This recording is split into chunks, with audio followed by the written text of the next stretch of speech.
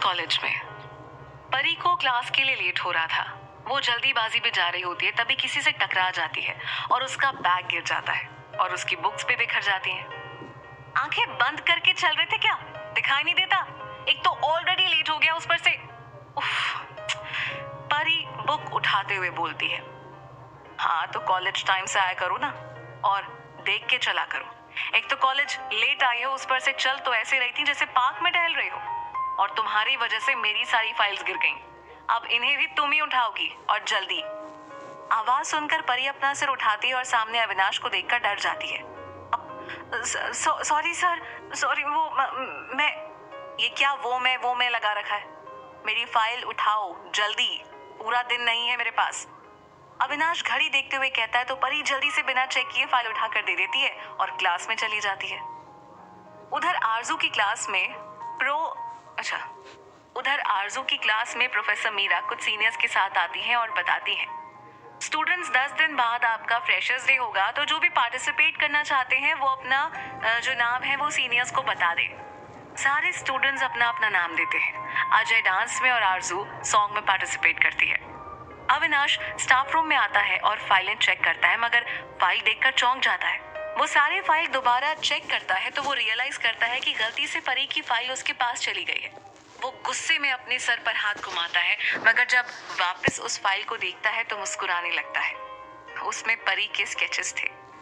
दूसरी तरफ परी भी अपनी फाइल खोलती है, मगर वहाँ शायरी लिखी देखकर वो चौंक जाती है और रियलाइज करती है कि वो अविनाश की फाइल ले आई, और वो क्लास के बाद फाइल लौटाने का सोचती है, मगर शायरी देखकर रुक जाती है और पढ़ने लगती है।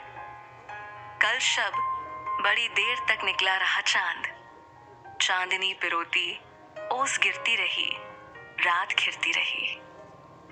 कल शब तुम्हारी अलसाई बाहों में आने को मचलता रहा चांद, बेदम ठंडी सांसों को गर्म करता रहा वो चांद। कल शब तेरी यादों में बेहद उदास रहा चांद, सिमटे थे तुम्हारी याद में राह तकता रहा चांद। शायरी पढ़कर परी भी मुस्कुराने लगी। लाइब्रेरी में आरव और रेहान बैठकर कुछ डिस्कस कर रहे होते हैं कि तभी कुछ शोर सुनकर बाहर आते हैं और देखते हैं कि कुछ लड़के एक लड़की को परेशान कर रहे हैं। क्या हो रहा है यहाँ? क्या कर रहे हो तुम लोग? आरव और रेहान को वहां देखकर वो लड़के भाग जाते हैं वहां से। आखिर स्टूडेंट्स यूनियन के हेड से कॉलेज में थोड़ी ही कोई पंगा लेगा, और उन लड़कों के जाने के बाद दोनों उस लड़की के पास जाते हैं। आप ठीक तो है ना? आरव ने पूछा। उस वक्त तक तो वो उस लड़की के पीछे थे। जब लड़की ने कोई रिस्पॉन्स नहीं दिया तो वो उसके सामने चले गए। उस लड़की ने सफेद कुर्ता, हरा पटियाला और हरे रंग का दुपट्टा लिया हुआ था। बालों की चोटी बनाई हुई थी और कानों में सिल्वर इयररिंग थे। उसने डर से अपनी आंखें बंद कर रखी थी और उसके गुलाबी होंठ थरथरा रहे थे और वो बिल्कुल किसी बच्चे की तरह मासूम लग रही थी। आरव ने जब उसे देखा तो बस देखता ही रह गया। रेहान ने उसको देखा तो उसके कंधे पर हाथ रखते हुए पूछा, आप ठीक तो है ना? रेहान के टच करते ही वो लड़की जोर से चिल्ला पड़ी। उसकी आवाज सुनकर आरव जैसे होश में आया। तभी परी भी किसी काम से जा रही थी और उनको देखकर वहां आ गई। फिर उन तीनों ने मिलकर उसे संभाला और उससे उसके बारे में पूछा तो उसने बताया कि उसका नाम आरुषि है और वो उस कॉलेज में नहीं है। वो लड़के उसकी रैगिंग के बहाने उससे बदतमीजी कर रहे थे। ये सुनकर सब बहुत गुस्सा हो जाते हैं। उसे इन लड़कों के खिलाफ कंप्लेन करने के लिए कहते हैं, मगर वो मना कर देती है और वहां से चली जाती है। क्लास के बाद रेहान आरजू को ऑफिस की बात बताता है, जिसे सुनकर आरजू बहुत खुश हो जाती है और वो तीनों साथ में पार्टी करने के लिए रेस्टोरेंट जाते हैं। जिंदगी की यही रीत है, हार के बाद ही जीत है। थोड़े आंसू है, थोड़ी हंसी, आज गम है तो कल है खुशी।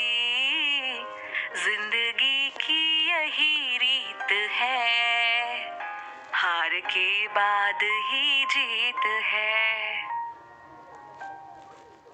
तीनों दोस्त रेस्टोरेंट में बैठकर साथ में गा रहे होते हैं कि तभी आरव की नजर खिड़की के बाहर जाती है, जहां आरुषि सड़क के किनारे छोटे पपीज को बहुत प्यार से बिस्किट्स खिला रही होती है।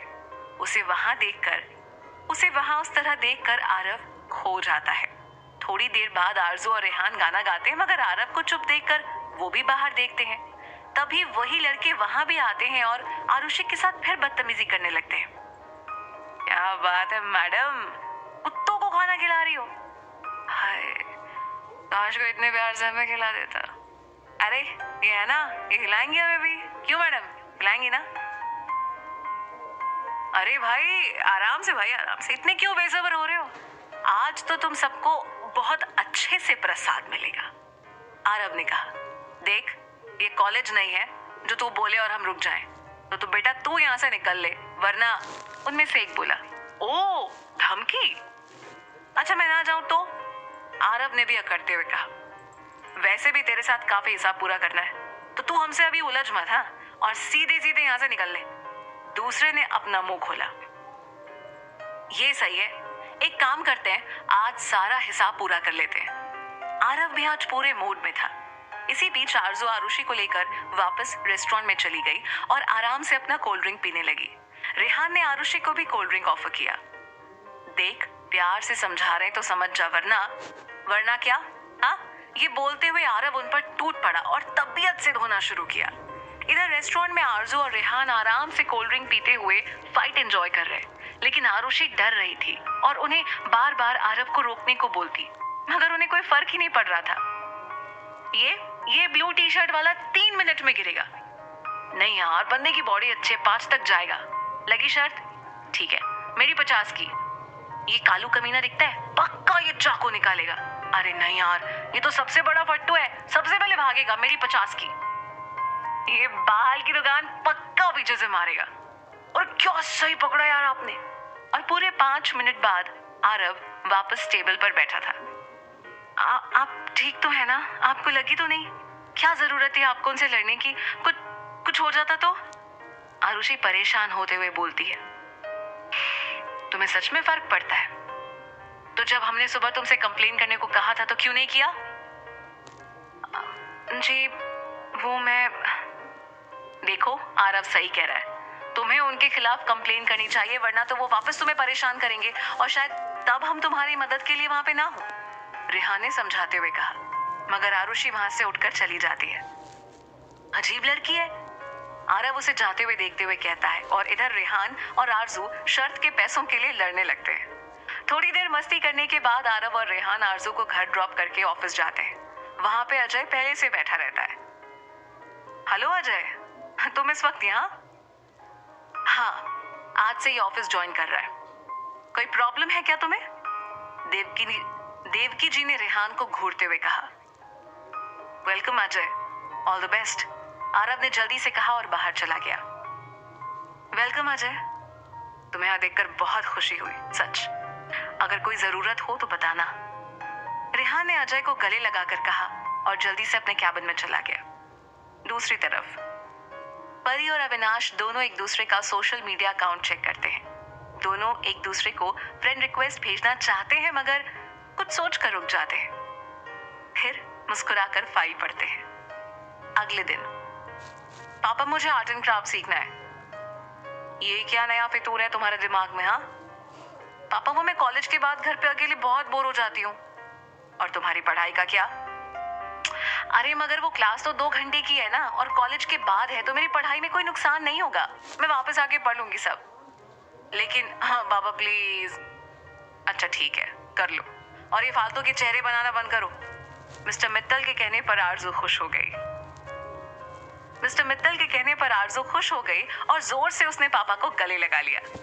ओ पापा, यू आर द बेस्टेस्ट पापा। उसकी बात सुनकर मिस्टर मित्तल हंसने लगे और आरव खामोशी से ये सारी नौटंकी देखता है। कैंटीन में आरजू मासूम बच्चे की तरह मुंह बनाकर बैठी है। आरव और रेहान उसे भूखे शेरों की तरह घूर रहे हैं और परी उन्हें देखकर अपनी हंसी कंट्रोल करने की कोशिश कर रही है। पर मैं घर में अकेले बोर हो जाती हूँ। तो ऑफिस क्यों नहीं आ जाती? ऑफिस? लेकिन मैं तो अभी बच्ची हूँ ना, मासूम सी, छोटी सी। ऑफिस तो बड़े लोग जाते हैं ना। ओके, वेकेशन में पक्का ऑफिस ज्वाइन कर लूंगी, बट अभी नहीं प्लीज, मुझे सच में ये करना है प्लीज। तुझे सच में ये क्लास ही करनी है और कोई और बात है? हाँ, रेहान ने पूछा।